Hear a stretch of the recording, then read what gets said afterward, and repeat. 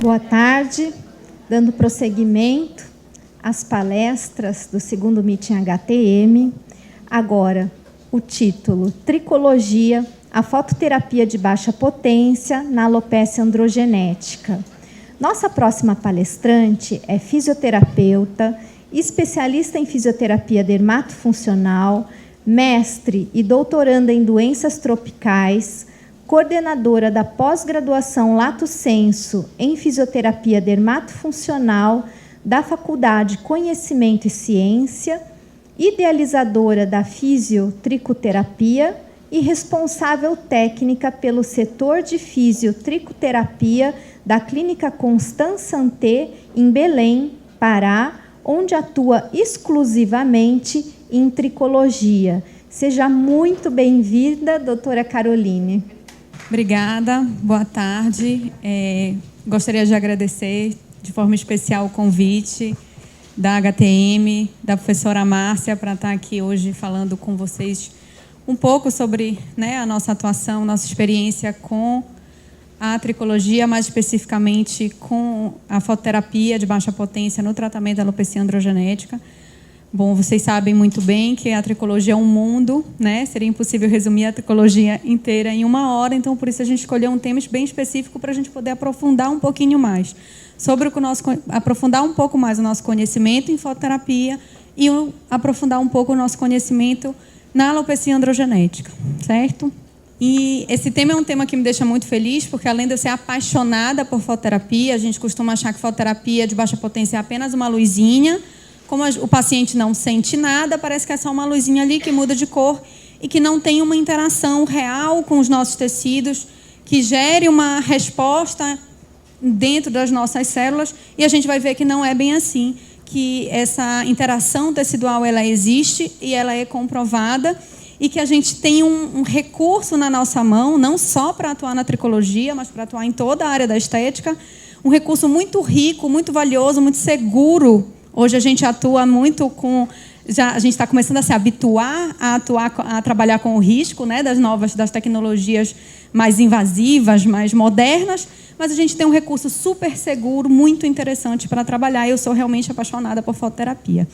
E em se tratando de uso de fototerapia, da fotomodulação, no tratamento do estímulo do crescimento capilar, apesar da gente já ter esse conhecimento, a estética no Brasil é extremamente avançada. A gente não está atrás de nenhum país, muito pelo contrário. Mas para a gente ter uma noção que isso é antigo que ela vai falar. Gente, os dois congressos mais importantes da área da estética e da dermatologia do mundo, um é o INCAS, que acontece em janeiro em Paris, e o outro é o Congresso da Academia Americana de Dermatologia, que aconteceu agora, início do mês de março, em Orlando.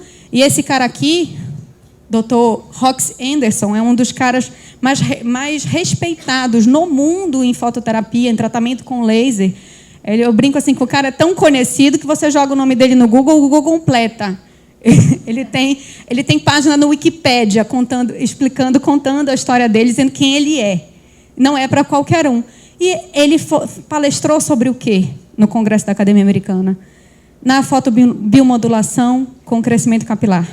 Então, fotobiomodulação no crescimento capilar é uma tendência mundial.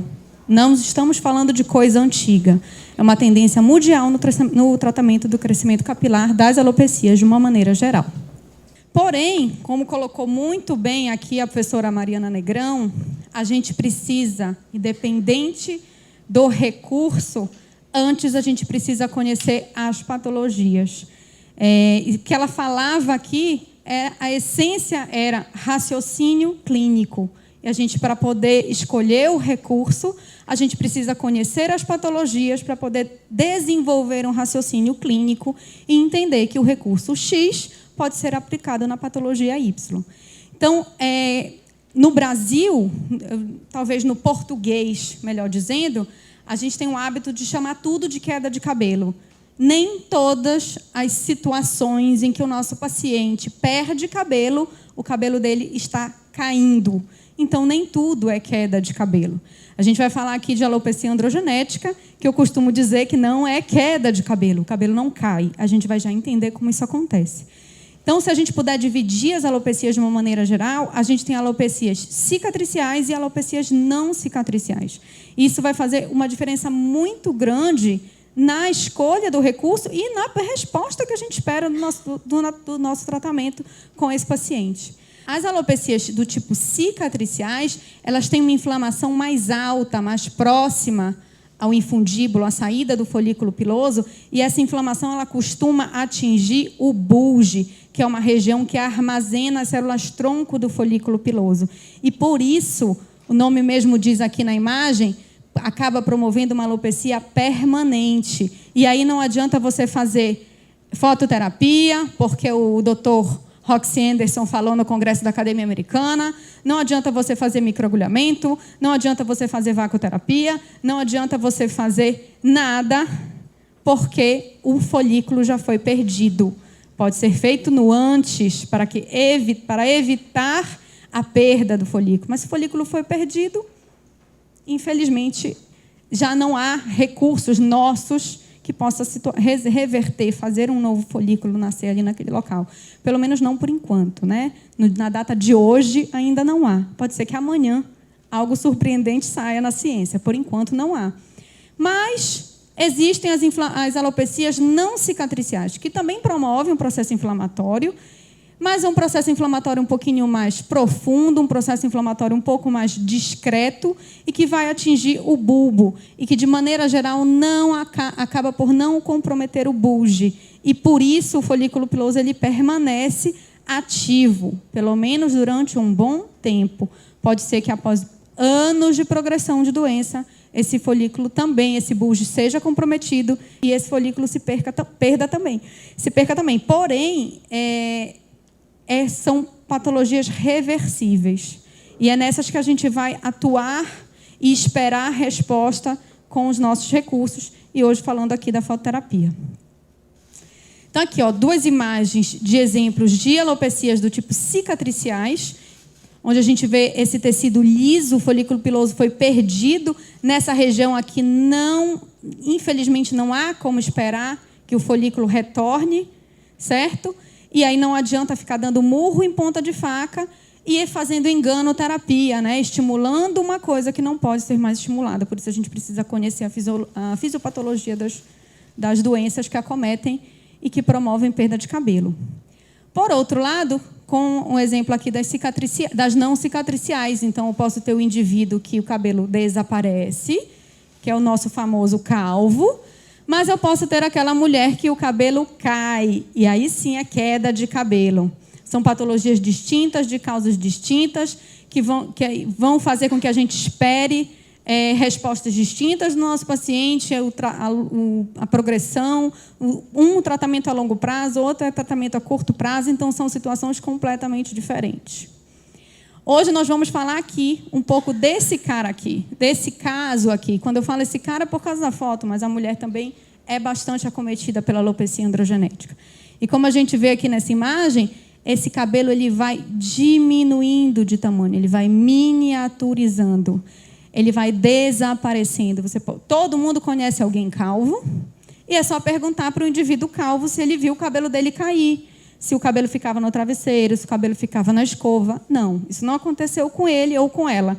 Um dia a pessoa se olhou no espelho, percebeu uma entrada, a mulher viu aquele cabelo mais rarefeito, começou a enxergar o couro cabeludo entre os fios, o cabelo ele não foi caindo de grande intensidade. Vamos compreender aqui por que isso acontece. Bom, a alopecia androgenética, o nome já diz muita coisa para a gente. Em primeiro lugar, é genética. Precisa o indivíduo ter hereditariedade para que ele desenvolva. Ele precisa ter o gene, e a gente vai falar um pouco de quantos genes podem causar a alopecia androgenética. E ele tem uma participação, esse andro aqui, é a participação do andrógeno, do hormônio masculino, que no caso é a testosterona. Então, aqui essa imagem, o que ela mostra para a gente? Eu tenho a testosterona que está livre no sangue, ela entra na célula. Aqui, vocês estão vendo aqui o citoplasma e o núcleo. Ela se encontra com uma enzima chamada 5-alfa-redutase. Essa enzima transforma a testosterona em um outro hormônio chamado dihidrotestosterona, é a DHT. Vamos chamar ela de DHT pelo apelido que fica mais fácil. A DHT, ela não faz mal para o folículo piloso sozinha. Ela precisa se ligar a um receptor específico, aquele esquema lá, chave e fechadura, que a gente já ouviu falar, escutou na faculdade. Esse receptor vai ativar a DHT e a DHT, então, vai causar dano no DNA que está lá dentro do núcleo. Todas as nossas células que possuem núcleo, né, possuem toda a nossa carga, toda a nossa característica genética, todo o nosso DNA dentro da célula. E aí esse excesso de DHT causa um defeito no DNA e a célula fica, digamos assim, entre aspas, biruta e começa a trabalhar errado. Começa a promover um processo inflamatório e vai alterar o crescimento capilar. Tá, Carol, mas espera aí. Todo mundo tem 5-alfa-redutase, todo mundo tem receptor, então todo mundo devia ficar calvo. Não. A gente acabou de falar que ela é genética. O indivíduo geneticamente afetado, ele tem mais 5-alfa-redutase e ele tem mais receptor. Isso aqui, no final, resulta em maior quantidade de DHT ao redor do folículo. E aí o folículo adoece. No indivíduo saudável, que não possui a genética, ele possui uma certa quantidade de DHT ativa, mas não suficiente para provocar alteração no crescimento do folículo. E, por isso, esse paciente ele pode até fazer uso de anabolizantes, por exemplo, e ele não vai ficar calvo. Agora, o indivíduo que é geneticamente afetado, ele vai ficar calvo, porque ele tem mais 5-alfa-redutase, ele tem mais DHT. Mais DHT ativa por conta do receptor. Vale ressaltar que na mulher, isso a ciência já discute um pouco, que isso a gente espera que a ciência ainda esclareça, traga mais novidades para nós, mas nem todas as mulheres que são calvas, que têm alopecia androgenética, têm participação de elevação de testosterona. Existem muitas mulheres com testosterona, níveis de testosterona normal, com alopecia androgenética. E a ciência internacional já nem gosta mais de chamar essa mulher como afetada por alopecia androgenética. Hoje já se usa muito o termo do Female Partner Hair Loss, que é o afinamento, né, a perda de cabelo de característica feminina. Já se estuda, se questiona a participação dos nossos hormônios femininos também no desenvolvimento desse afinamento de padrão feminino. Vamos aguardar. Esse mecanismo, ele é um mecanismo muito claro no homem. Na mulher, não vale para todo mundo. Por isso, a gente vê muitas mulheres que têm testosterona normal, com alopecia androgenética, procurando diminuir ainda mais a testosterona. Não é por aí o tratamento. Então, o que a gente falou ainda agora, deixa eu voltar aqui. Essa DHT vai se acumular ao redor do folículo e vai promover um processozinho inflamatório perifolicular que promove esse afinamento. Eu gosto muito dessa imagem, desse desenho, porque ela mostra para a gente que esse folículo ele involui também internamente. Não é só o externo que a gente está vendo. Então, ele é um tecido em processo de atrofia. E aí eu vou puxar um raciocínio clínico, como a Mariana estava falando agora há pouco. Se eu tenho um tecido involuindo e inflamado, será que o microagulhamento é o melhor recurso de primeira escolha? O paciente chegou na clínica, eu já vou microagulhar? Será que, clinicamente falando, é a melhor opção? Eu acho que não. Adoro microagulhamento para tratamento de alopecia, mas não creio que seja a melhor opção de cara. Acho que a fototerapia de cara é melhor para modular, regular, melhorar o processo inflamatório, melhorar a nutrição desse tecido e aí sim, depois, quem sabe, pensar em entrar com microagulhamento. Então, aqui, para quem nunca viu, isso aqui é uma imagem de tricoscopia, é uma imagem feita a partir de um aparelho que amplia, certo? E a gente consegue ver o folículo piloso. Então, essa é a característica de um couro cabeludo com alopecia androgenética. Essa é uma imagem de um homem. A gente vê, em primeiro lugar, um couro cabeludo inflamado. Muitas vezes o paciente ele tem dermatite seborreica associada, certo? Que precisa ser tratada antes de pensar em entrar com um recurso que promove mais inflamação. A gente tem aqui os folículos miniaturizados que a gente viu. Essa é uma imagem característica e clássica da alopecia androgenética. E aí eu estou falando aqui o tempo todo que é genética, genética, genética. Esse trabalho é um trabalho que saiu muito recente agora, final de janeiro, se eu não estou enganada, e ele trata exatamente os pesquisadores foram tentar desvendar quantos genes participam no desenvolvimento da alopecia androgenética. A gente escuta muito de paciente assim, alopecia, é verdade que calvície só vem da mãe? Isso aconteceu porque, alguns anos atrás, um trabalho foi publicado onde foi provado a presença de um gene no cromossomo X. E o trabalho foi feito com homens, os homens são XY. Se havia um gene só no cromossomo X, logo, essa alopecia vem da mãe. Porém, genética não é nada, não é coisa simples. Então, esse trabalho, gente, eles identificaram 287 genes ligados à alopecia androgenética. Não é apenas um. E desses 287, 247 são autossômicos, ou seja, são independentes do sexo. A gente pode receber essa informação genética do pai, a gente pode receber essa informação genética da mãe, ou dos dois, o que aumenta vai aumentar a chance ainda mais de desenvolver a patologia. E tem, sim, alguns genes ligados exclusivamente ao cromossomo X, 40. Carol, 287, então, são todos? Não sei. Pode ser que daqui a algum tempo saia outro trabalho mostrando 500, 600, não sei. Mas 287, no mínimo, é o que nós já sabemos. Bom, essa aqui é a escala que se usa de padrão para classificar a alopecia androgenética masculina, certo? É claro que existem alguns pacientes que a gente não vai conseguir colocar dentro da classificação bonitinha, mas eu gosto muito de mostrar ela para a gente poder pensar o seguinte: será que esse cara aqui, se ele tiver 60 anos de idade, ele é um bom candidato para fazer fototerapia? Provavelmente não. Ah, Carol, certeza que não? Não sei, porque a gente estava falando que não é uma alopecia do tipo não permanente, não cicatricial. É possível que algum colega tenha algum resultado muito positivo com um cara como esse? Eu recomendo que vocês tratem essa pessoa? Sinceramente, não. Porque a chance de melhora é muito baixa e a chance de frustração do paciente é muito grande. Esse é um cara candidato para o transplante capilar. Porém, a gente tem todos esses outros aqui para cuidar. Como eu falei, não afeta só homens, né? Vai afetar também mulheres. Então, essas também são duas classificações utilizadas para as mulheres. Vale ressaltar mais uma vez que não é um padrão que a gente tenta classificar. A gente vai encontrar mulheres fora que a gente não consegue encaixar no padrão. Mas, de uma maneira geral, a escala de Ludwig é muito utilizada. Essa risca central do cabelo vai afinando. O desenho não é muito fidedigno porque dá a impressão de uma área completamente calva e não é o que acontece na mulher. O cabelo vai ficando rarefeito, com uma preservação da área frontal. Nem todas as mulheres são assim. Algumas mulheres começam com afinamento na região frontal.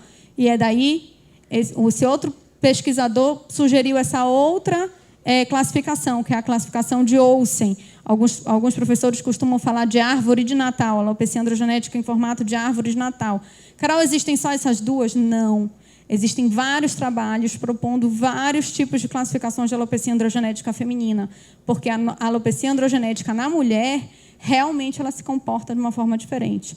Algumas mulheres têm quase todo o couro cabeludo afetado, diferente dos homens, que a gente pode ver o homem mais calvo que seja, mas ele sempre tem a faixa posterior preservada. E na mulher a gente vê casos onde a rarefação ela é realmente muito, muito difusa. Esse trabalho é um trabalho de 2010. O que os caras fizeram? Eles pegaram indivíduos que iam fazer transplante capilar, e aí eles pegaram folículos pilosos de áreas afetadas e folículos pilosos de áreas normais, porque os folículos da área posterior eles têm origem no desenvolvimento embrionário diferentes, e esses folículos posteriores eles eles não vêm com aquela alta carga de 5-alfa-redutase e de receptor para ligar na dihidrotestosterona, e por isso eles são saudáveis. E eles foram para o microscópio analisar isso. O que foi que eles viram? Coraram, né, as células, e eles viram, então, aqui um folículo piloso normal, onde é perfeitamente possível perceber a migração celular das células tronco do folículo piloso da região do bulge, migrando para a base, migrando para o bulbo, se transformando em células germinativas que vão dar origem a essa haste capilar.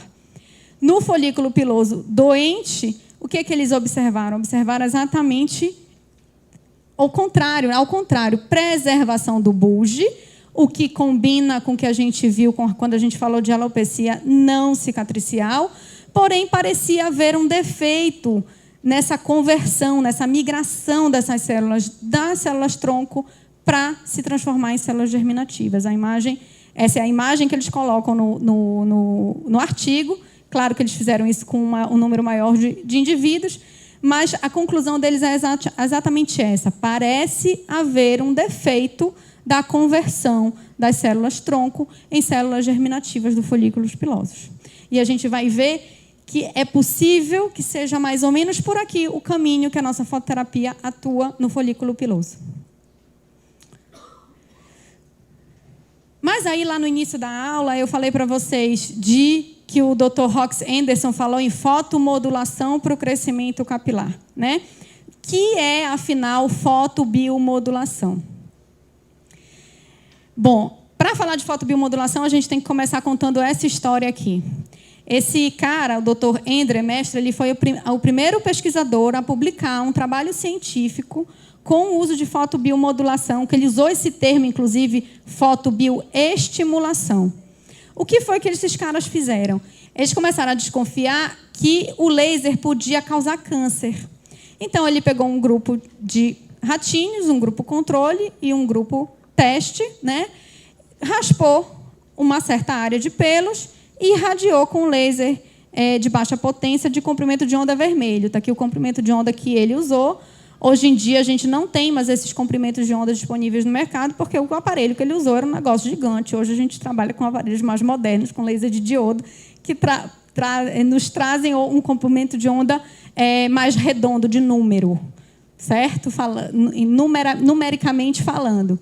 Ele irradiou essa área no ratinho e percebeu que não só o laser não causou câncer, como melhorou o crescimento do pelo nas áreas raspadas. E vejam, então, o primeiro trabalho científico publicado contra o uso da fototerapia de baixa potência demonstrou justamente crescimento de pelos nos animais. Porém, isso não era interessante para ele. Ele percebeu outros achados no tecido, na histologia do rato, e percebeu que esse recurso, então, podia ser interessante para o reparo tecidual, e a ciência inteira caminhou para o reparo tecidual. Toda a base da fototerapia hoje que a gente tem na literatura científica é principalmente reparo tecidual, em cicatrização, tratamento de feridas. E vejam que não é um recurso estudado há pouco tempo. Tá? O primeiro trabalho publicado em 1968. Porém, a tecnologia avançou, né? Os aparelhos de laser de média, de alta potência foram desenvolvidos, a fotodepilação, né? A fotoepilação surgiu no mercado com o uso de laser, com o uso de luz intensa pulsada, e alguns profissionais, alguns pesquisadores começaram a observar isso aqui: hipertricose paradoxal. Então, indivíduos faziam um tratamento com a fotodepilação e, há algum tempo, surgiam mais pelos. Esse aqui é um exemplo de um trabalho em 2002. Então, eles trataram 49 mulheres com luz intensa pulsada. Fizeram 6 sessões uma vez por mês. Das 49, 5 desenvolveram hipertricose paradoxal. Os autores perceberam que as 5 apresentavam síndrome dos ovários micropolicísticos, o que é um indicativo aí de uma alteração hormonal nessas mulheres, e essa hipertricose surgiu entre o 3º e o 6º mês. Esse aqui é um outro trabalho, também observou hipertricose paradoxal com o uso da luz intensa pulsada. E aqui, então eram pacientes que já tinham uma certa hipertricose, fizeram a fotodepilação com o objetivo de remoção dos pelos, mas houve um efeito reverso, com o surgimento de mais pelos depois. Aqui uma outra imagem, numa outra paciente, também piorou, aumentou a quantidade de pelos. Aí a ciência diz: espera aí, a gente queria destruir, crescer o pelo, o que foi que aconteceu? Mas, Carol, e você também ainda não falou que é fotobiomodulação até agora. Vamos entender o que pode ter acontecido. Em primeiro lugar, a primeira coisa que a ciência sinalizou é, peraí, se a temperatura não for tão alta, não destrói, ela estimula. Como é que isso acontece? Falando em fotobiomodulação, a gente não pode deixar de falar dessa mulher aqui, Tina Karu, é uma pesquisadora russa, foi ela quem descreveu na ciência pela primeira vez toda a rota do laser. A gente vai falar um pouquinho sobre isso. A gente vai entender aqui por que todo mundo, quando fala em fototerapia de baixa potência, fala em mitocôndria, fala em citocromo C oxidase, como foi que isso foi desenvolvido. Em 2013, ela foi convidada para fazer um prefácio, digamos assim, de uma revista científica. E ela publicou isso aqui. É tempo de considerar a fotobiomodulação como droga equivalente? E ela disserta no texto dela exatamente isso. E a partir desse ano de 2013, todos os trabalhos dela, em algum momento, ela fala sobre isso. Fotobiomodulação tem efeito droga equivalente. A gente tem alguns farmacêuticos aqui na plateia, com certeza. Opa! Então, pode ser que seja que nem dá remédio? É. Que nem dá remédio. Efeitos dentro da célula similares ao que a droga, ao que as medicações fazem dentro das nossas células. Então, eu vou falar aqui desse mecanismo, como é que isso foi descrito, e eu vou mostrar aqui para vocês. Eu não tirei nada, não tem como a gente falar de artigo por artigo. Carol, você já leu todos os artigos sobre, que falam sobre rota da interação do laser com a célula? Não, tem muita coisa. Mas as principais já deu para ler. E esses aqui são alguns para vocês saberem que eu não tirei da minha cabeça, que eu vou falar agora adiante, tá? Eu tirei daqui. Então, assim, ó, sinaliza Tina Karu, como sempre, né? Hashtag amo Tina Karu. Sinalização mitocondrial em células de mamíferos ativadas por laser vermelho e infravermelho. Participação do citocromo C oxidase em células de mamíferos com laser vermelho e infravermelho, Tina Karu. Expressão gênica, a gente vai ver que alguns genes são expressos, há estímulo de expressão gênica após irradiação com fototerapia. Liberação do óxido nítrico, eu vou falar sobre isso. Vocês vão entender por que a gente fala tanto em vasodilatação quando a gente fala em fototerapia. Absorção monocromática em lasers vermelhos e infravermelhos com ação mitocondrial e não mitocondrial através de fotorreceptores, promovendo fotobiomodulação. Está aqui, olha, o uso do laser de baixa intensidade, né, estimula através de uma dependência do óxido nítrico, a gente vai entender, eu vou falar sobre isso, para a ativação do citocromo C oxidase. E esse trabalho aqui é um trabalho que eu recomendo para todo mundo que trabalha com fototerapia ler. É um pouquinho complexo, infelizmente essa literatura está toda em inglês, mas hoje, graças a Deus, a gente tem Google Tradutor, né, que ajuda muito para quem tem dificuldade com a língua. Ele é um trabalho que ele faz exatamente um grande resumo sobre o que a gente tem na literatura, de como é que, afinal de contas, esse laser faz tudo o que a gente fala agora. Vasodilatação, melhora a circulação, etc. Bom, o que a gente tem atualmente? Falei para vocês que a primeira a fazer alguma descrição sobre a rota da interação do laser com a célula foi a Tina Karu. Ela publicou isso em 1988 e ela chamou isso de teoria fotoquímica. Tá? Ela observou esse efeito modulador e ela disse que o laser tinha uma interação com o citocromo C oxidase, que está dentro da cadeia respiratória da mitocôndria, que vai gerar a geração de ATP, a formação da ATP, da energia que a gente tanto fala. Hoje, o que é mais aceito é a combinação da teoria fotoquímica com outros dois aspectos bem importantes. O estímulo de formação de sódio, então migração de sódio para esse tecido, que é a superóxido dismutase, é um poderoso antioxidante. Aliás, é baseado nisso que hoje se estuda tanto o ILIB, né? E a fotólise, a quebra de uma ligação química do citocromo C oxidase com o óxido nítrico. Vamos ver aqui na imagem como isso acontece. Quando a gente está lá na faculdade, a gente estuda 3 coisinhas que a gente odeia. E eu digo que hoje em dia os meninos que estão no 2º grau fazendo o Enem estão, anos na nossa frente estudando coisas que a gente só estuda quando a gente entra na faculdade. Eles já estudam isso aqui dentro, lá para se preparar para passar no Enem. E aí a gente vê que uma célula, para ela produzir energia, ela precisa fazer basicamente 3 etapas. Uma primeira etapa fora da mitocôndria, no citoplasma celular, onde ocorre um processo chamado glicólise. A glicose vai entrar na célula e vai ser quebrada em outras partículas menores. Essas partículas migram para dentro da mitocôndria. Lá vai acontecer uma outra fase que a gente tinha que decorar na faculdade, que a gente odeia, chamada ciclo de Krebs. Todo mundo odeia isso. Mas eu quero que vocês decorem o ciclo de Krebs. Eu não sei de cor, não pretendo saber. Mas o ciclo de Krebs vai formar outras menores substâncias, e essas menores substâncias vão, então, migrar para a membrana celular da mitocôndria. E é aqui que a gente está, e é aqui que o nosso laser atua.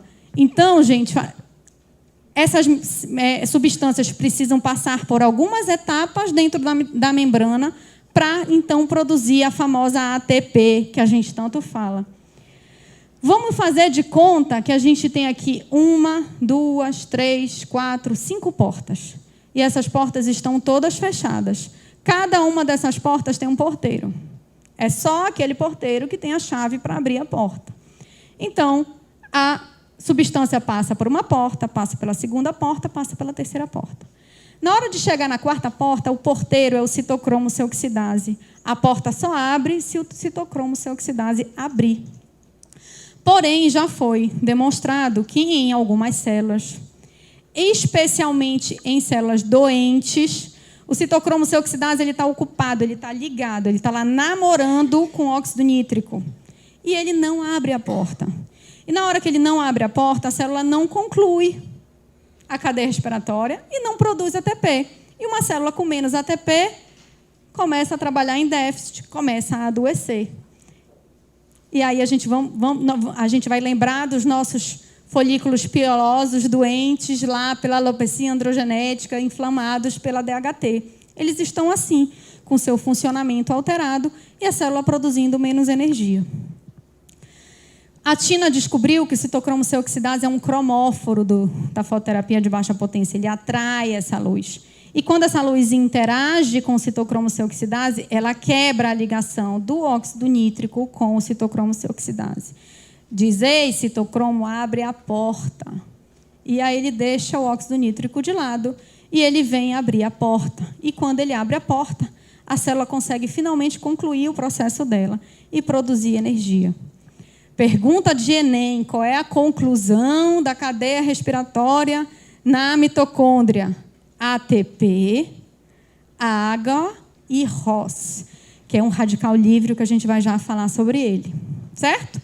Então, a célula produziu ATP, água, ROS e liberou óxido nítrico. Vamos ver o que isso gera dentro da nossa célula, que é isso que nos interessa. Então, aqui essa é uma imagem clássica, um tipo de imagem clássica que a gente vê em quase todos os artigos de fototerapia. A mitocôndria recebendo a radiação e liberação de óxido nítrico, porque o óxido nítrico desligou do citocromo C-oxidase e o óxido nítrico foi passear. O óxido nítrico, ele é um poderoso vasodilatador.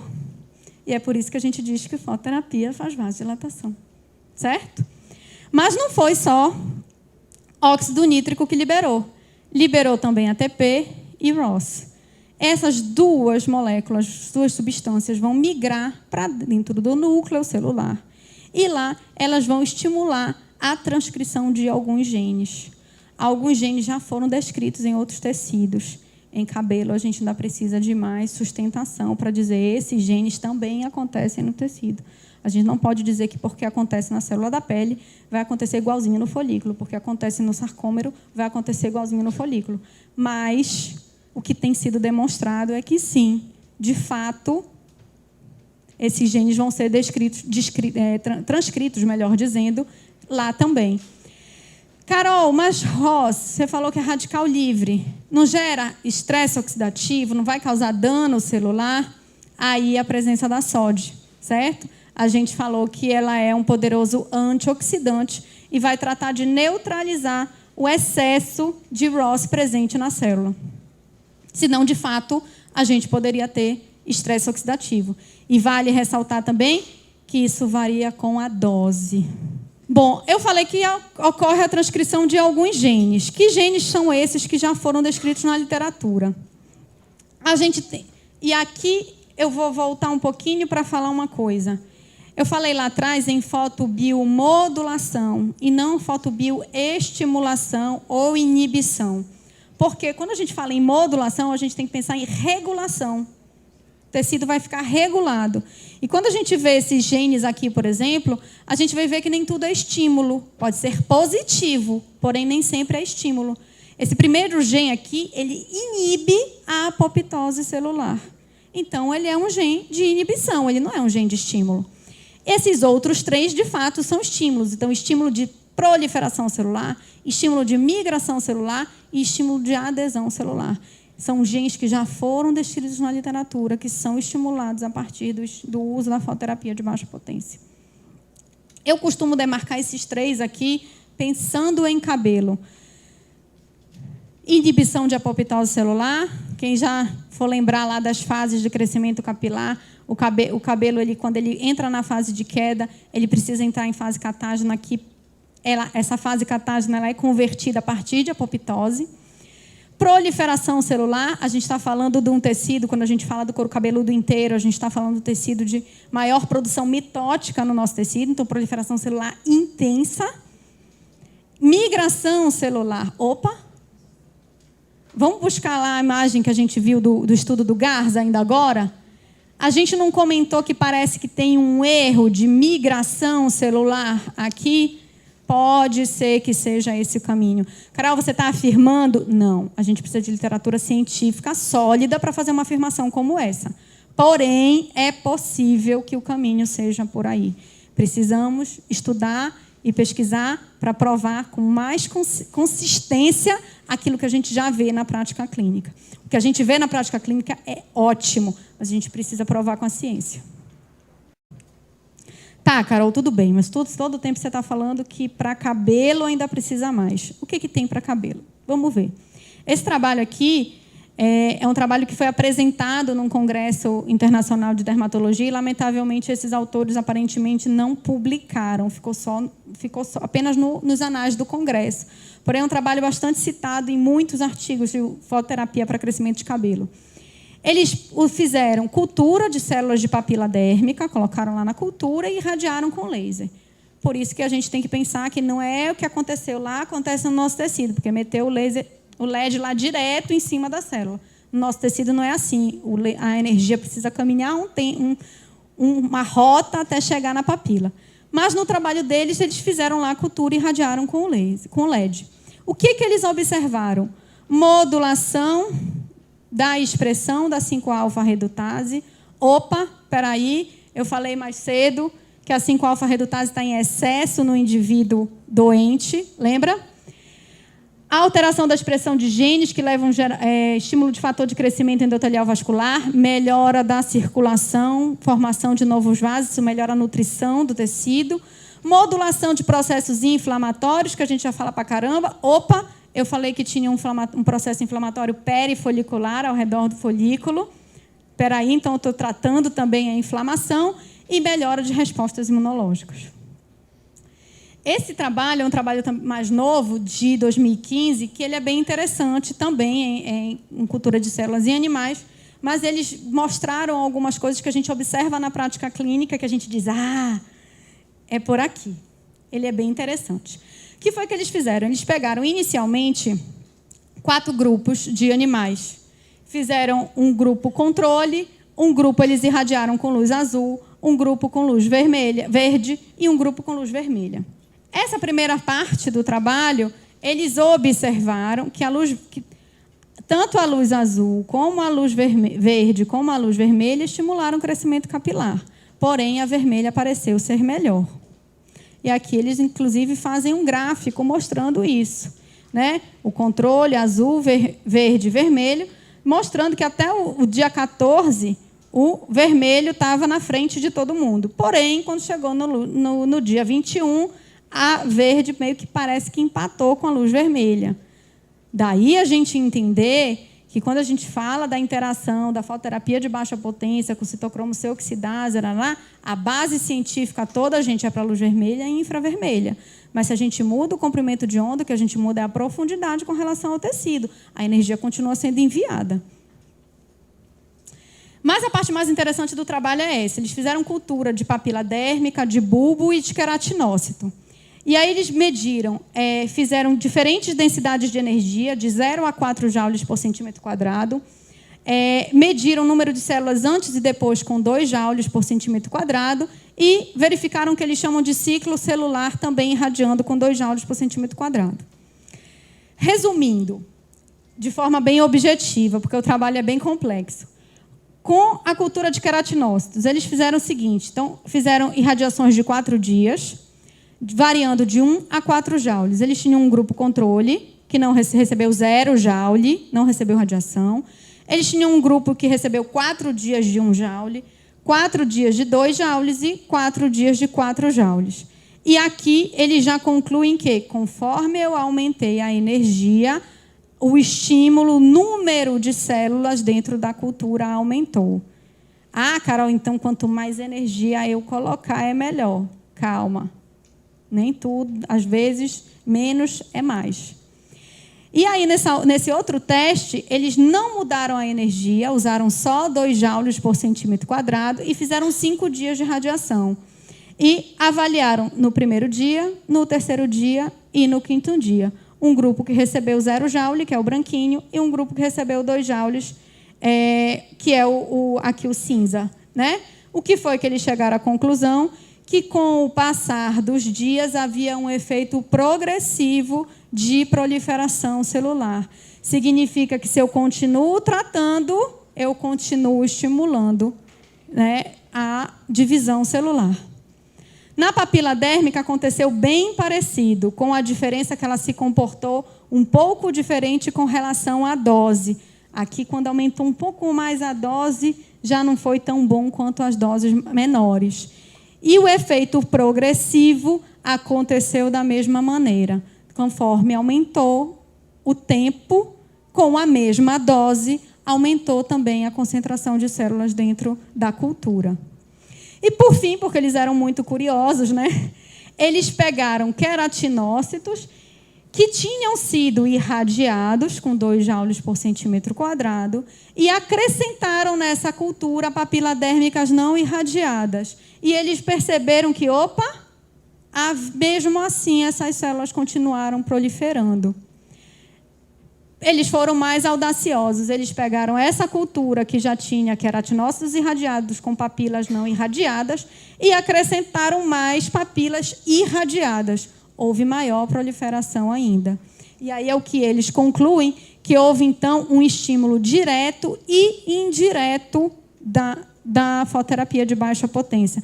A célula que não tinha sido estimulada acabou sendo estimulada pela célula vizinha que tinha recebido a radiação. E a conclusão deles é exatamente essa, que a luz vermelha estimulou a proliferação de queratinócitos, estimulou a progressão do ciclo celular por meio de uma resposta dependente de energia, e aí vale a nossa dose. A gente não adianta ter uma Ferrari na mão se eu não tenho carteira de motorista, se eu não sei dirigir, né? E esse estímulo direto e indireto.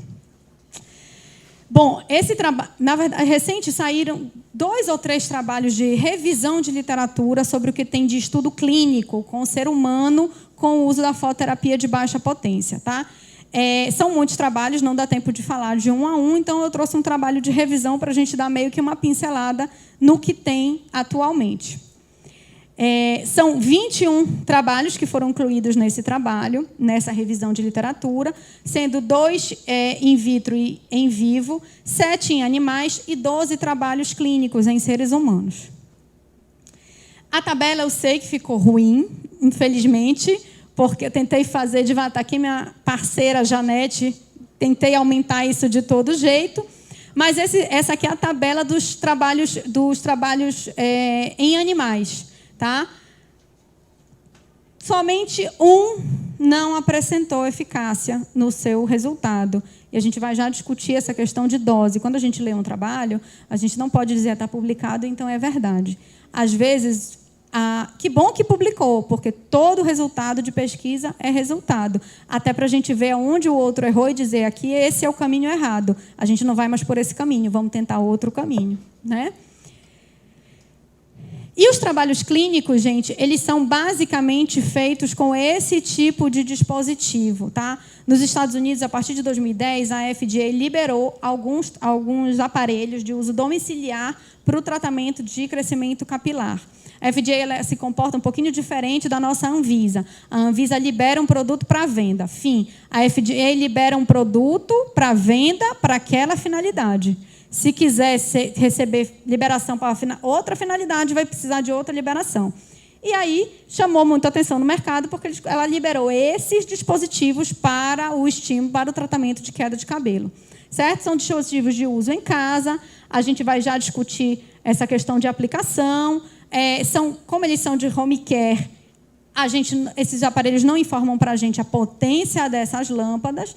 E LED por LED, a gente tem LED da nossa árvore de Natal. Então, não estou dizendo que eles são de árvore de Natal, porque os trabalhos mostram resultados. Mas, talvez, com aparelhos melhores, a gente possa conseguir resultados um pouco mais interessantes.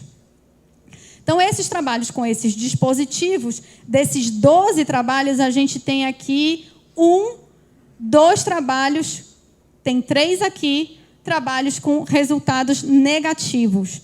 E se a gente para analisar, são aparelhos com potência baixa, olha aqui, 2,5 miliwatts. Esse outro aqui é a mesma aqui da escovinha, que também tem 5 miliwatts de potência, e foi uma aplicação de 7 minutos e meio. Isso tudo a gente vai ver que a gente precisa calcular, certo? E esses trabalhos eles costumam fazer análise a partir de uma coisa que a gente chama de fototricogrametria. É uma coisa meio complicada da gente fazer no nosso paciente, mas para a ciência é bem interessante. Se tatua uma região, normalmente a região mais afetada, ou então a área de topo de cabeça. É feita, faz uso de máquina para raspar o cabelo do paciente. 2 dias depois, o indivíduo volta, faz um registro fotográfico e, ao final do tratamento, repete-se o processo. E como há a tatuagem, é possível analisar exatamente o mesmo folículo que foi analisado anteriormente. E aí, realmente, a gente vê que são achados muito interessantes. Fios que estavam extremamente finos, aparecendo novos fios mais espessos. Há folículos que nem havia fio, e existem novos fios. Então, é efetivo. Eu só acredito que a gente pode melhorar. E eu fico muito feliz de saber que eu não estou acreditando nisso sozinha. Eu vou mostrar já um outro trabalho que faz uma crítica de uma coisa que a gente já vem falando há algum tempo. Esse aqui é um trabalho também interessante, que está lá na tabela, mas que vale a pena a gente dar uma analisada, onde eles fizeram a avaliação da fototerapia de baixa como terapia única e como terapia combinada, com minoxidil, com finasterida, porque, afinal de contas, então, o paciente usa a medicação e não faz a fototerapia. O que foi que eles observaram? Não era um N grande, era um N pequeno, porém, a maior parte dos pacientes que fizeram a fototerapia combinada apresentou resultados de melhora. Aí aqui eu trago algumas imagens que são do trabalho. Então, o paciente de monoterapia fez somente fototerapia, sem uso de medicação. Um indivíduo de 54 anos, antes do tratamento, 6 meses após o tratamento e 12 meses após o tratamento. Então, vale ressaltar que não é do dia para a noite, não faz a sessão hoje, o cabelo cresceu semana que vem. Infelizmente, não é assim, porém, também não é efeito Cinderela. O paciente pode tirar férias e o cabelo dele continua lá, né?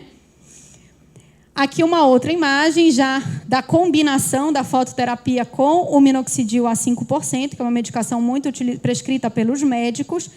E aqui, na primeira imagem, antes, onde a paciente já fazia uso de minoxidil há 4 anos.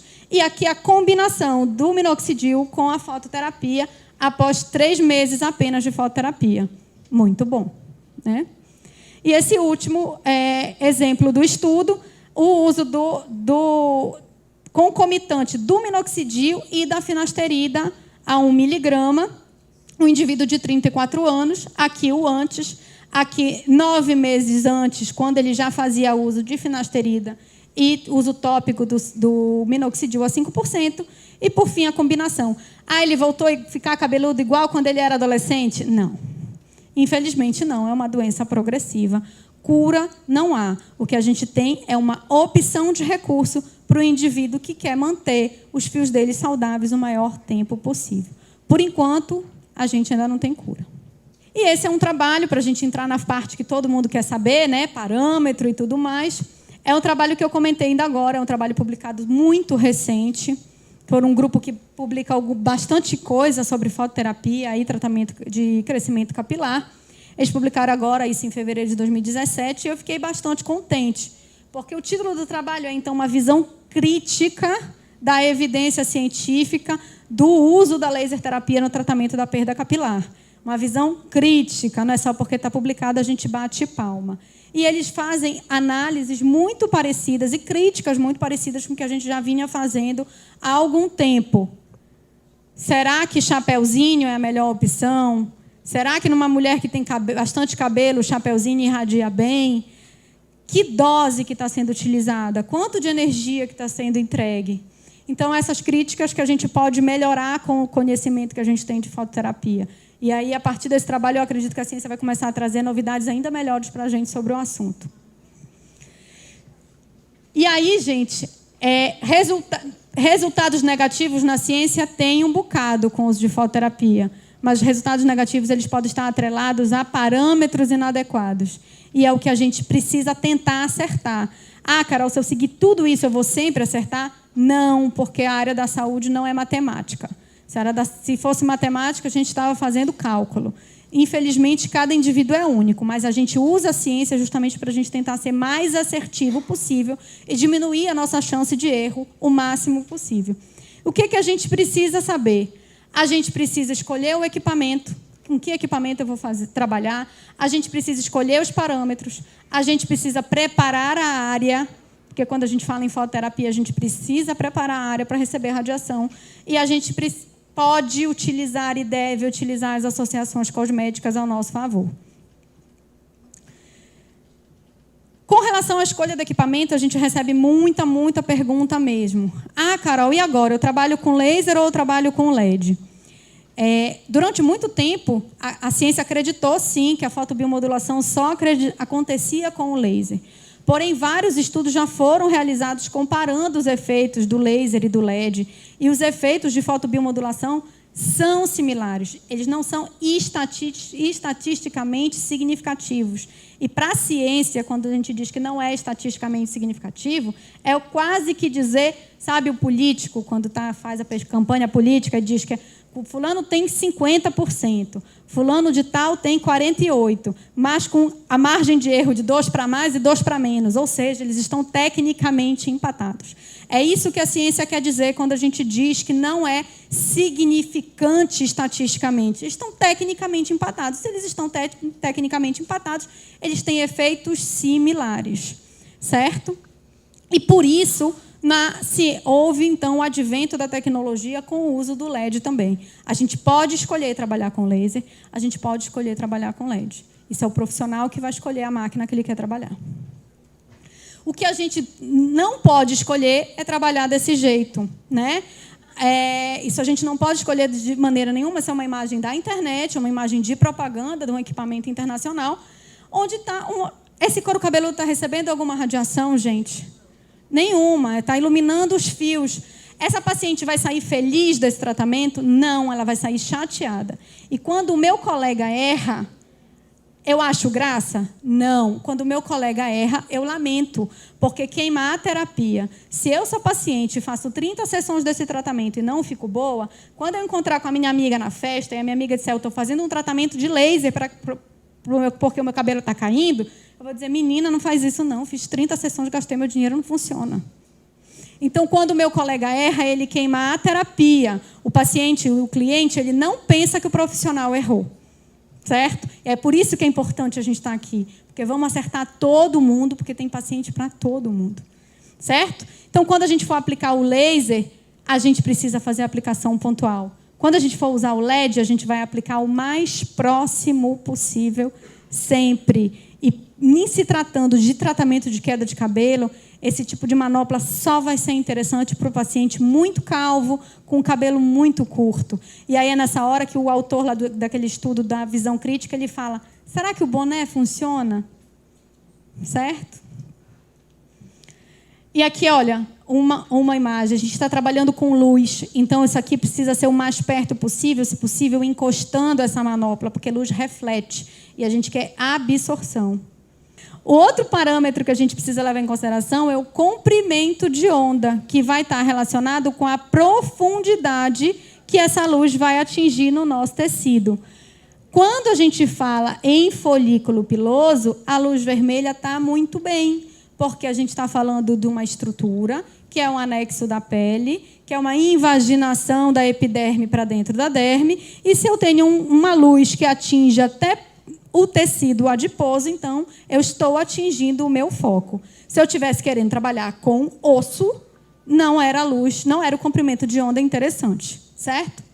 A gente tem alguns fotorreceptores no nosso organismo. Hemoglobina é um, melanina, porfirina, citocromo, oxidase, e eles costumam interagir de acordo com o comprimento de onda. No caso aqui, a gente está falando da luz vermelha, ela vai interagir com a melanina, e aí a gente precisa lembrar do fototipo do nosso paciente e lembrar que o cabelo do nosso paciente tem pigmento. Então, se o aparelho for muito potente, com um spot muito pequeno, alguns pacientes sentem ardência, você pode queimar o couro cabeludo do paciente por causa da soma com a pigmentação da melanina do cabelo.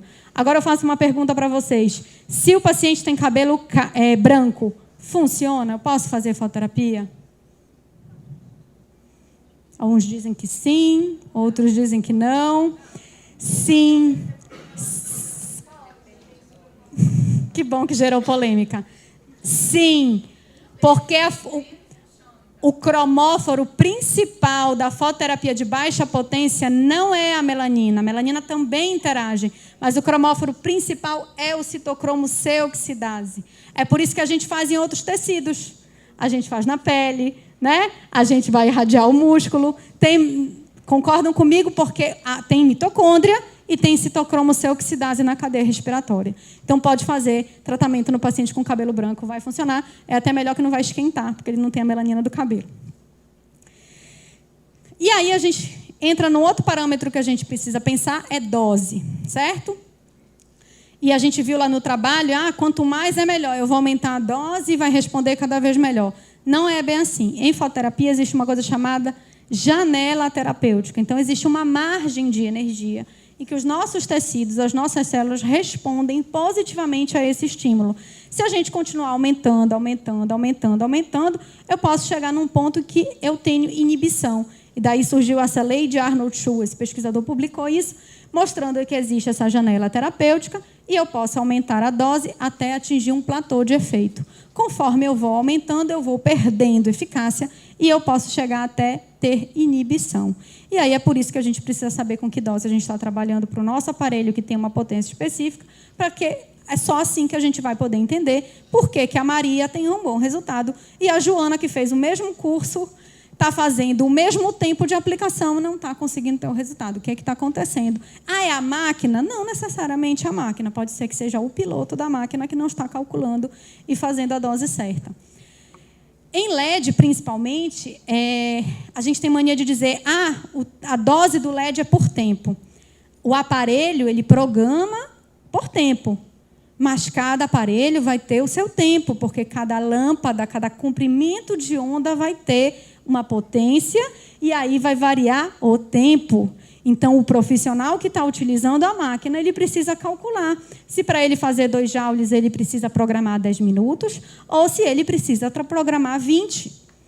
Porque a potência da lâmpada dos equipamentos que estão no mercado variam, certo? Quando a gente trabalha com laser, a gente usa basicamente essa formulazinha aqui, energia igual a potência vezes o tempo. E aí eu coloco a energia que eu quero, pego a potência do meu aparelho e faço o cálculo para descobrir o tempo. Mas no LED, nos equipamentos de LED, a gente tem equipamento de LED com 2 LEDs, com 3 LEDs, com 15 LEDs, com 300 LEDs, enfim. Aí a conta fica um pouquinho mais complicada, mas você não está liberado de fazer a conta. Você tem que fazer a conta da mesma maneira. Alguns fabricantes informam para a gente a potência total dessas manoplas e alguns fabricantes informam para a gente a densidade de potência, que é a potência total dividida pela área. A gente precisa fazer as continhas para poder, enfim, descobrir o tempo. Ah, Carol, mas eu vim para a área da saúde porque eu odeio matemática, senão eu tinha feito engenharia. Sinto muito, você está trabalhando na área da estética e você trabalha com equipamentos que são equipamentos eletrônicos e que tem tudo a ver com física e com matemática. Então, se a gente quiser acertar, a gente vai ter que fazer conta. Certo? Porque a gente quer descobrir o caminho certo e o caminho mais curto, de preferência, para não perder tempo. A gente saber e tentar fazer o que a gente falou ainda há pouco. Tentar acertar. Eu tenho um gol inteiro e eu vou tentar chutar no meio do gol. É a minha tentativa. É melhor do que eu dar qualquer chute para qualquer lugar e essa bola ir parar em qualquer lugar. Tempo de aplicação e frequência de tratamento. Perguntam demais. Visitem, gente, o site da WALT, World Association of Laser Therapy, a Associação Mundial de Laser Terapia. Basta jogar no Google WALT Laser. Se você jogar só o Walt, ele vai levar você para o Walt Disney. Não vai levar você para a página da Walt. Mas visitem a página da Walt. A Walt faz algumas recomendações com relação ao uso de fototerapia. Uma delas é que a energia entregue seja entregue em pelo menos 30 a 40 segundos. Significa que, um exemplo básico, eu posso dar um copo de água aqui para a professora Inês e dizer, professora, beba essa água. E ela vai beber o copo de água inteiro no tempo dela. Outra coisa é eu dizer assim, professora, nesse copo tinha 200 ml, abre a boca aí que eu vou abrir a mangueira, engole 200 ml. Ela vai engolir 200 ml no susto que ela vai levar? Não vai. Da mesma maneira para a célula. Não, você pode entregar a dose exata, mas se você entregar isso rápido demais, a célula pode não conseguir absorver. Certo? Por isso, essa recomendação de tempo. E com relação à frequência, o que a Walt recomenda de fototerapia de uma maneira geral, não só para cabelo, aplicações intercaladas, com exceção de efeito bactericida, que é outra coisa. Estamos lutando contra a bactéria, é outro assunto.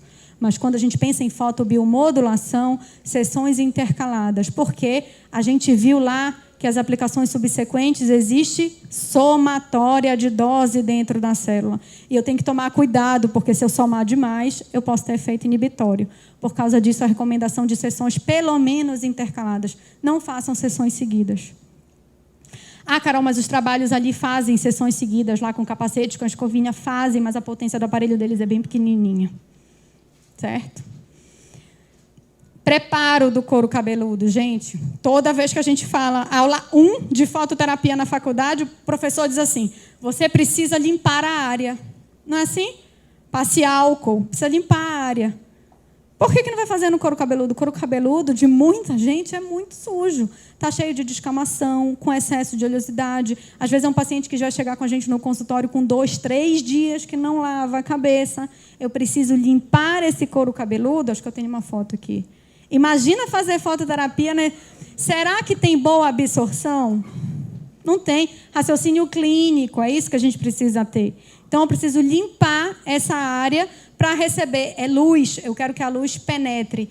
Como eu vou lavar essa área? Eu posso fazer uso do meu lavatório, se você tem lavatório na sua clínica, no seu consultório, mas a gente também tem cosméticos que podem fazer isso. Lembrando que existem cosméticos que fazem asepsia e existem cosméticos que fazem remoção de oleosidade. E é diferente, porque aqui eu não quero a asepsia, principalmente, eu quero principalmente a remoção de oleosidade. Eu não estou microagulhando, eu não estou ferindo, eu não estou rompendo a barreira da pele, então eu preciso muito mais de limpeza, de remoção de oleosidade. E aqui é o que eu coloco, né? Observar se o paciente tem aquele excesso de descamação que a gente viu na imagem, dermatite seborreica. Muitos pacientes precisam, sim, do acompanhamento com o dermatologista. A gente reclama que invadem a nossa área, mas a gente acaba por invadir a área do outro. O diagnóstico clínico ele é do médico. Nós não fizemos medicina. Nós não estudamos dermatologia. E existem diagnósticos diferenciais. Existem doenças parecidas que, às vezes, o próprio médico dermatologista treinado erra. quanto mais a gente. Então, é preciso, se você quer trabalhar... Mariana ainda agora falou do professor João, vou falar dele também. Ele costuma falar, vamos trabalhar em estética com excelência. Quem acompanha ele sempre ouve, ele fala, se a gente quer trabalhar com excelência, a gente trabalha com outros profissionais para a gente poder entregar a excelência para o nosso paciente. Isso é muito importante. E que associações cosméticas a gente pode fazer? Existem fatores de crescimento específicos que já foram estudados, que estimulam o crescimento do cabelo, que vão estimular a síntese de ATP, formação de novos vasos. Não é qualquer fator de crescimento, porque tem fator de crescimento que tem interação com a pele, tem fator de crescimento que tem mais interação com o folículo piloso. Ótimo, eu estou muito bem de tempo. É interessante a gente trabalhar com cromóforos nessa formulação, porque a gente está trabalhando com luz e a gente quer potencializar a penetração desse cosmético, a penetração dessa luz o máximo possível. Quando a gente fala em fotoativado, dá a impressão que a luz ativa a substância, o princípio ativo que está na formulação. Não é assim. O princípio ativo ele precisa estar bem formulado, ele precisa estar em nanotecnologia para ele penetrar o melhor possível. Mas, se ele tiver o cromóforo, ele vai atrair a luz e ele vai melhorar a penetração da luz. E aí é muito interessante. E, claro, né, gente, a gente precisa orientar um home care para o paciente. Existem cosméticos que são interessantes e que a gente pode trabalhar, que a gente pode indicar para o nosso paciente. O uso de um shampoo para fazer higiene adequada, orientações de lavagens, isso é muito importante. E cosméticos que o paciente aplique em casa, porque ele veio comigo na clínica 1, 2 vezes, mas é interessante que ele mantenha algum estímulo em casa. Isso é muito importante, porque eu não estou fazendo a pesquisa para separar o cosmético do uso em casa do produto. Eu quero entregar o melhor para o meu paciente. E a gente já viu que o uso concomitante, ele é interessante, sim. Lembrando que medicação... Não, mais uma vez, não vamos invadir a área do outro. Minoxidil, a gente vê muitos profissionais não médicos indicando, prescrevendo o minoxidil para o paciente. Gente, o minoxidil ele era uma medicação, inicialmente, de controle de hipertensão arterial. Então, ele tem uma interação junto com a pressão arterial do paciente. O paciente ele não pode ter pressão arterial lábio. Tem que saber qual é a medicação que ele está usando para controlar essa hipertensão. Não é qualquer paciente que pode usar minoxidil. Ah, mas a venda é livre na farmácia. É, mas é o seu nome como profissional que está em jogo. Cuidado, não façam isso. Bom, os fatores de crescimento que a gente estava falando, eles são bioidênticos, né? Existe toda uma tecnologia farmacêutica, que os farmacêuticos que estão aqui presentes podem falar muito melhor do que eu em relação a isso. E é por isso que tem um custo. No Brasil, isso não é produzido. As farmácias, as marcas de cosméticos, que estão todas, muitas delas aí na feira, eles precisam comprar essa substância de fora. Isso tem um custo, isso é comprado em dólar, porque tem uma tecnologia farmacêutica de desenvolvimento para extrair e produzir esses fatores de crescimento bioidênticos aos nossos, certo? Como eu falei, existem alguns estudos já com relação com o uso de determinados fatores de crescimento estimulando o crescimento capilar, não é qualquer fator de crescimento. E esses são alguns nossos resultados na clínica para mostrar para vocês que sim, yes we can, né? Isso é possível. Então, eu poderia chegar aqui com vocês e mostrar essa foto e do lado essa aqui e dizer para vocês, gente, isso aí em um mês. Vocês iam fazer assim, vai fazer a cara do macaquinho lá do slide da Mariana, né? Mas, infelizmente, eu estaria mentindo, porque o cabelo da gente cresce de forma lenta e esse processo não é assim tão rápido, certo? Isso aqui é um paciente de alopecia androgenética com uma idade em torno de 45 anos e é um paciente com 4 meses de tratamento. Um resultado muito bom. Nem todos atingem um resultado tão bom. Essa é a visão posterior dele. Essa é uma das minhas primeiras pacientes que eu tratei lá atrás, então vocês perdoem a foto, não é a melhor foto, não tirem foto assim. Existem maneiras melhores de fotografar.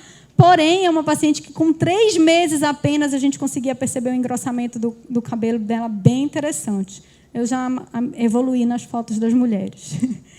A gente primeiro erra para depois acertar, né? Esse aqui é um outro homem, né? Mas esse aqui já tem em torno dos seus 50 anos. Então, mostrando aqui a evolução dele em 6 meses de tratamento, destacando que sempre tem uma área mais grave e, às vezes, essa área não é uma área que já foi perdida, que não tem como recuperar. Porém, esteticamente, a melhora do todo é bem interessante. Essa aqui é uma outra paciente, uma mulher de 33 anos de idade, com um afinamento capilar importante, uma alopecia androgenética, uma paciente sem alteração de nível de testosterona, né?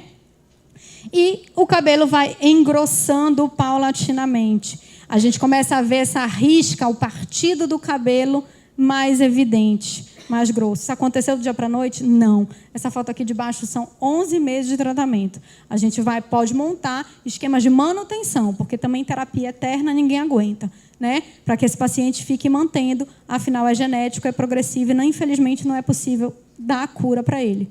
Esse aqui é um caso bem grave de uma mulher que é nossa paciente lá da clínica.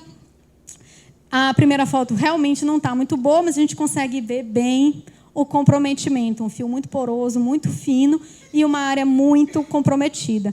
E ela foi um exemplo, quando a Mariana falou ainda agora que alguns pacientes chegam com a gente e dizem assim, você é a última opção. Essa paciente disse isso para mim. Eu me vi, voltei a fita e lembrei disso. Você é a minha última opção, já fiz de tudo. Se você não conseguir me ajudar, eu vou raspar a cabeça e vou botar uma peruca. E eu falei para ela, raspar a cabeça e botar uma peruca é sim uma opção. Vamos quebrar o tabu de usar a prótese capilar, gente. Caminha para o profissional que faz a prótese para ele fazer.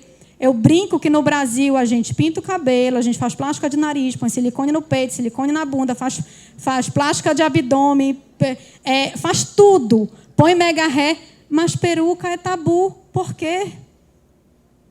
Parece que ter cabelo é obrigação. Infelizmente, isso não é. Nem todo mundo consegue cumprir essa obrigação. Então, é interessante perder esse tabu do uso da prótese. E eu falei para ela, calma, você está disposta a tentar? Estou. Então, vamos lá, vamos tratar. Essa paciente está comigo até hoje. Ela não é uma paciente candidata para o transplante capilar, infelizmente, porque eu falei para vocês, existem casos de alopecia muito difusa. É o caso dela. Como diz um cirurgião plástico conhecido meu, o transplante capilar, ele descobre um santo para cobrir o outro. Então, o paciente precisa ter da onde retirar para poder fazer uma cobertura interessante. Infelizmente, nós mulheres, quando somos afetadas, a gente acaba... Muitas delas são desprivilegiadas em relação a isso. É o caso dela. Ela não é uma candidata para o transplante, mas a gente está aí junto, dando uma opção de tratamento, e ela é uma paciente que, já que eu tenho tempo, vale a pena contar a história. Ela conta que quando ela se formou, ela formou mais ou menos uns 4 anos atrás, o cabeleireiro precisou, ela usou um aplique, né, para fazer um penteado, e o cabeleireiro cortou os toquinhos do cabelo para deixar meio grudadinho no couro cabeludo para cobrir a falha e não aparecer nas fotos. E ela, ao longo do tratamento, comemorou os 15 anos da filha e trouxe a foto muito contente para mim, dizendo que não precisou fazer mais o mesmo processo, porque conseguiu fazer o penteado com o cabelo dela sem esse tipo de processo. Gente, isso não tem preço. Eu digo que, infelizmente, a gente precisa precificar o nosso tratamento, nosso trabalho. A gente precisa pôr um preço. Mas se não tem preço, tem valor. Infelizmente, a gente precisa precificar, né? Mas isso é muito bom, é muito gratificante. Essas aqui são as minhas redes sociais, para quem ainda não me conhecia, quiser acompanhar as nossas postagens, a fanpage minha lá do Facebook, da Fisiotricoterapia, meu Instagram e o meu Facebook pessoal. Muito obrigada pela atenção de todos.